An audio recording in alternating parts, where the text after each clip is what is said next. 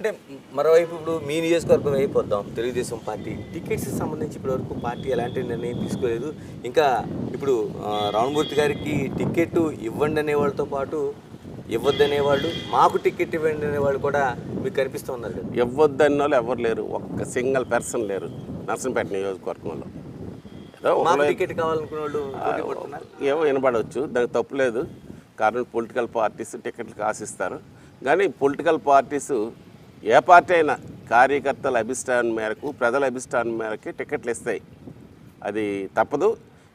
ఇవ్వకపోతే దానివల్ల ఇబ్బందులు కలిపి వస్తాయి. కాబట్టి ఏ పొలిటికల్ పార్టీ అయినా ఎవరైతే కార్యకర్తలు ప్రజలు అభిమానం చూరుకుంటారో వాళ్ళకే ఇస్తాయి.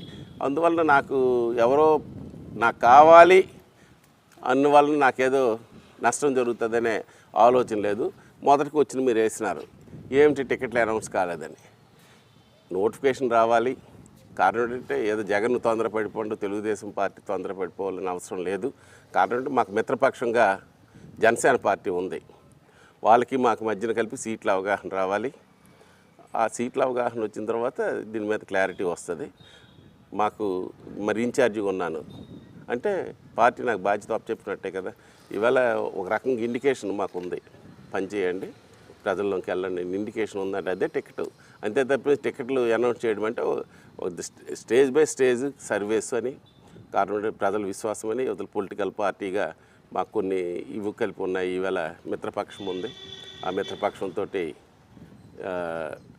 సీట్లు సర్దుబాటు అవన్నీ ఉంటాయి. దానివల్ల దానికి ఈవేళ కాదు ఎప్పుడో ఇచ్చేసాను కాదు, ఇండికేషన్ ఉన్నట్టే.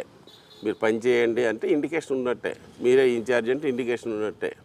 దాంట్లో మీ మీద బాధపడిపోయి ఇంక రాలేదంటే అది మాలోన కాన్ఫిడెన్స్ లెవెల్ లేకపోతే అది నేనే అభ్యర్థులు అవుతాను, నేనే శాసనసభ్యుని అవుతాను.